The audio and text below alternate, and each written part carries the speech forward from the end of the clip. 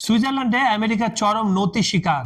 21শে August পর্যন্ত ইরানের উপর থেকে তেলের নিষেধাজ্ঞা প্রত্যাহার, কিন্তু এর পেছনে পাকিস্তান ও কাতারের কোন গোপন সমীকরণ কাজ করছে? অন্যদিকে ইরানকে থামাতে ভারতের সবচেয়ে মারাত্মক অস্ত্র আকাশ তীর কিনছে আরব আমিরাত।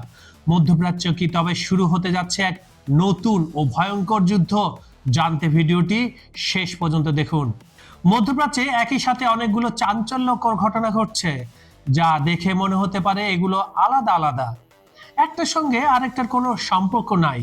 কিন্তু একটু গভীরভাবে বিশ্লেষণ করলেই বুঝবেন প্রতিটি ঘটনার সাথে অপরটি রয়েছে এক সুগভীর ও মারাত্মক ভূ রাজনৈতিক সম্পর্ক। একদিকে মার্কিন ব্লকের চাল, অন্যদিকে ইরান পাকিস্তানের নতুন অক্ষ। সব মিলিয়ে আন্তর্জাতিক পরিমণ্ডল এখন উত্তপ্ত। খবর সংযোগের আজকের এই ভিডিওতে আমরা এই পুরো সমীকরণটি একদম সহজ ভাষায় ব্যাখ্যা করার চেষ্টা করব। আশা করি সঙ্গে থাকবেন। কাতার, সংযুক্ত আরব আমিরাত, ভারত, ইরান আর পাকিস্তানের এই জটিল আন্তঃসম্পর্ক আসলে কোন দিকে যাচ্ছে? আর আমাদের ভিডিওটা যদি ভালো লাগে তাহলে লাইক, কমেন্ট ও শেয়ার করবেন। সুইজারল্যান্ডে আমেরিকার নতি শিকার।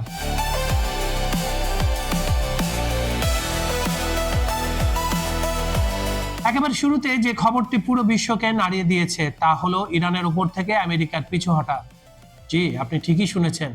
সুইজারল্যান্ডে অনুষ্ঠিত কড়া কূটনৈতিক আলোচনার পর আমেরিকা আগামী 60 দিনের জন্য ইরানের উপর থেকে তেল বিক্রির নিষেধাজ্ঞা সাময়িকভাবে প্রত্যাহার করে নিয়েছে। এই খবরটা এখন বিশ্বের সবার কাছে পৌঁছে গেছে। অর্থাৎ এখন থেকে কোনো বাধা ছাড়াই ইরান আন্তর্জাতিক বাজারে তেল ও গ্যাস বিক্রি করতে পারবে। শুধু তাই নয়, ইরানের পররাষ্ট্রমন্ত্রী আব্বাস আরাকচি নিশ্চিত করেছেন বিদেশে আটকে থাকা বিপুল পরিমাণ ইরানি সম্পদও অবমুক্ত করেছে ওয়াশিংটন। অনেকে বলছে এটা 6 বিলিয়ন, অনেকে বলছে 12 বিলিয়ন।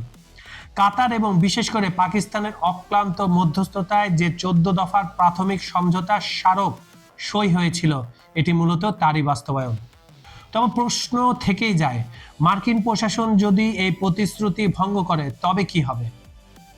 ইরানের সামরিক বাহিনী ইতিমধ্যে পরিষ্কার ভাষায় জানিয়ে দিয়েছে, আমেরিকা চুক্তি লঙ্ঘন করলে হরমুজ প্রণালী সম্পূর্ণ বন্ধ করে দেওয়া হবে এবং মার্কিন ঘাঁটিগুলোতে ফুল ফ্লেজেড হামলা চালানো হবে। কথা ক্লিয়ার? এদিকে মার্কিন ভাইস প্রেসিডেন্ট জেডি ভান্স এক বিস্ফোরক দাবিতে বলেছেন, আন্তর্জাতিক পর্যবেক্ষকদের নিজেদের পরমাণু কর্মসূচি পরিদর্শনের অনুমতি দিতে রাজি হয়েছে তেহরান। এটা কি সত্যি ইরানের কথা বলেছে? চলুন তো শুনে আসি। পশ্চিমা সংবাদ মাধ্যমগুলো এই খবরটি ব্রেকিং নিউজ হিসেবে প্রচার করলেও ইরানি সরকার বা গণমাধ্যমে এখনো এর পূর্ণ সত্যতা মেলেনি। তবে পরমাণু আলোচনা যতই এগোনো হোক না কেন, একটি বিষয় একেবারে পরিষ্কার, আমেরিকা বা ইসরায়েলের সাথে কোনো কূটনৈতিক সম্পর্ক কিংবা বন্ধুত্ব তৈরি করবে না ইরান। তেহরান ভালো করে জানে, ওয়াশিংটনকে ভেতরে ঢুকতে দেওয়ার অর্থ হলো নিজেদের গোয়েন্দা নেটওয়ার্ককে অরক্ষিত করে তোলা। অনেকে কথা বলে না, আমেরিকার যার বন্ধু হয় তার শত্রুর দরকার হয় না। ফলে চরম বৈরিতার এই সম্পর্ক বহাল রেখেই চলবে আগামী দিনের হিসাব নিকাশ। এখানে একটা কাজ হতে পারে, দেখবেন কিছুদিন পরে যদি সব স্বাভাবিক প্রক্রিয়া যায়, ইরানের তেল আমেরিকা কিনছে, এটা হতে পারে। তবে সেটা ডলারে কিনবে। এখন ডলারে ইরান যদি তেল বিক্রি না করে তাহলে আমেরিকাও সে তেল পাবে না। পাকিস্তানে পেজেশকিয়ানের ঐতিহাসিক সফর ও নতুন অক্ষ।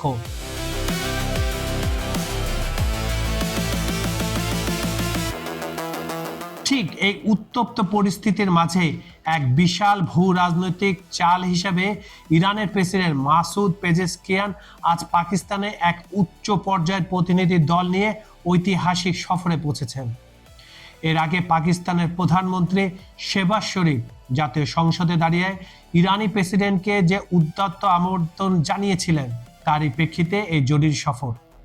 এই সফরে দুই দেশের মধ্যে বাণিজ্য, জ্বালানি, সীমান্ত নিরাপত্তা নিয়ে তো আলোচনা হবে, সেই সাথে দীর্ঘদিন ধরে ঝুলে থাকা ইরান পাকিস্তান গ্যাস পাইপলাইন প্রকল্পটি আবার চালু করার সুযোগ কিন্তু সামনে তৈরি হয়ে আছে।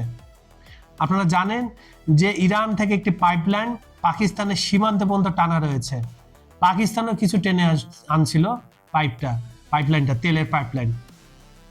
এটা হলে কি হতো জানেন? আমাদের বাংলাদেশ পর্যন্ত তেল আসতো, ভারত হয়ে বাংলাদেশ হয়ে সবকিছু। কিন্তু মার্কিন যুক্তরাষ্ট্রের কারণে এই সংযোগটা আর করেনি পাকিস্তান। এখন হচ্ছে মোক্ষম সোনা। কারণ ইরান মধ্যপ্রাচ্যের পরাশক্তি হয়ে উঠছে।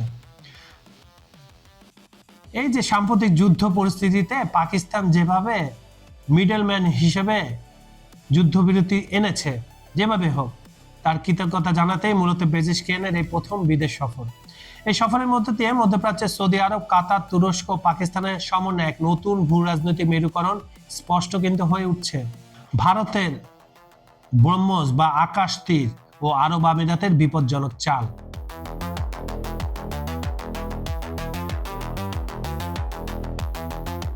এর আগে যে আমি যখন সমীকরণটা বললাম কার ছিল, ইরান পাকিস্তানের পক্ষে এই সমীকরণটা যাচ্ছে, ঠিক তখনই উল্টো চাল চালছে সংযুক্ত আরব আমিরাত ইউএই। আবুধাবি এখন ভারতের কাছ থেকে শব্দের যে 3 গুণ দ্রুতগতির ব্রহ্মাস ক্রুজ ক্ষেপণাস্ত্র এবং অত্যন্ত মারাত্মক আকাশ তীর সমন্বিত এয়ার ডিফেন্স নেটওয়ার্ক কেনার চূড়ান্ত আলোচনা চালাচ্ছে। তার মানে এটা কি? তার মানে হচ্ছে আরব আমিরাত কি এখন আর ইসরায়েল বা মার্কিন যুক্তরাষ্ট্রের ক্ষেপণাস্ত্র বা এয়ার ডিফেন্স ব্যবহার করবে না?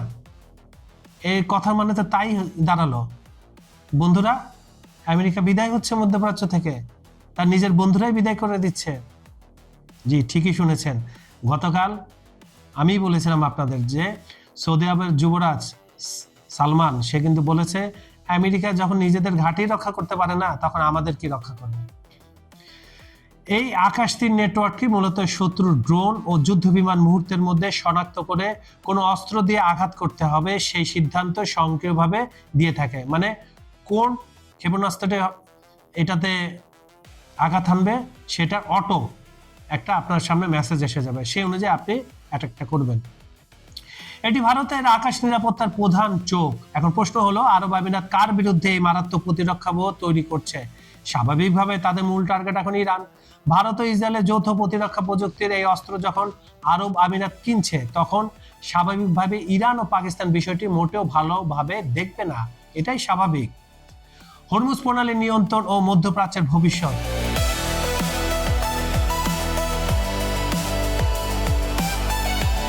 কারণ বাস্তবতা হলো, মুসলিম ও ঐতিহাসিক পরিচয় পাশে ঠেলে সংযুক্ত আরব আমিরাত যখন ব্যবসা ও নিরাপত্তার জন্য আমেরিকা, ইসরায়েল আর ভারতের দিকে ঝুঁকছে, তখন কাতার ও সৌদি আরব কিন্তু উল্টো পথে হাঁটছে। সৌদি আরব ইতিমধ্যে বুঝতে পেরেছে আমেরিকা নিজের ঘাটেরই নিরাপত্তা দিতে পারে না, তারা অন্য দেশকে কি রক্ষা করবে। কিছুক্ষণ আগে আমি যে কথাগুলো বললাম, তাই মধ্যপ্রাচ্যের দেশগুলো এখন চীন, রাশিয়া ও ইরানের সাথে আঞ্চলিক সহযোগিতা বাড়াতে বাধ্য হচ্ছে। কারণ হরমুজ প্রণালী এবং বাব আল মানদেব প্রণালী, এই দুটি গুরুত্বপূর্ণ নৌপথ কার্যত ইরানের নিয়ন্ত্রণে। বিশ্ববাজারে 30% সার এবং বিপুল পরিমাণ তেল, গ্যাস এই হরমুজ প্রণালী দিয়েই যাতায়াত করে। ফলে ইরানকে চটিয়ে মধ্যপ্রাচ্যে বাণিজ্য চালানো অসম্ভব। এই পুরো বিষয়টি জানার পর আপনাদের কি মনে হয় যে ইরান যুদ্ধের পর ইরান তো চীন এবং রাশিয়ার সহযোগিতায় নিজেদের শক্তিতে পৃথিবীর 4র্থ পরাশক্তি হিসাবে সামনে এসেছে। তাই মধ্যপ্রাচ্যে যাই করা হবে, এই ধনী দেশগুলো আছে তারা কিন্তু ইরানকে মেপে এবং ইরানের সাথে ব্যবসা বাণিজ্য চালিয়ে এই তাদেরকে টিকে থাকতে হবে, এটা তারা স্পষ্ট জেনে গেছে। আর পক্ষান্তরে ইউএই এখনো বিশ্বাস করে না, তাই সে ইসরায়েল আমেরিকা ফ্রন্টে রয়েছে, সাথে ভারত যোগ দিয়েছে। এই দুই ফ্রন্টের মধ্যে ভবিষ্যতে কে টিকে থাকবে তা সময় বলে দিবে। বন্ধুরা, খবর সংযোগের আমাদের যে অনুষ্ঠান, এটা আপনারা পৃথিবীর কোন প্রান্ত থেকে দেখছেন আমাদের কমেন্টে করে জানাবেন, আমরা আপনার মতামত শুনতে চাই। সাবস্ক্রাইব করুন চ্যানেলটি, কারণ আন্তর্জাতিক রাজনীতির এমন হট টপিকের আপডেট শুধু এখানেই পাবেন। বিজ্ঞাপন ও প্রমোশনের জন্য ডেসক্রিপশনে দেওয়া নাম্বারে যোগাযোগ করতে পারেন। আজ এই পর্যন্তই। আমি কাজল হায়দার বিদায় নিচ্ছি। দেখা হবে পরের ভিডিওতে নতুন কোনো ইস্যু নিয়ে। ভালো থাকুন, নিরাপদে থাকুন। ধন্যবাদ সবাইকে।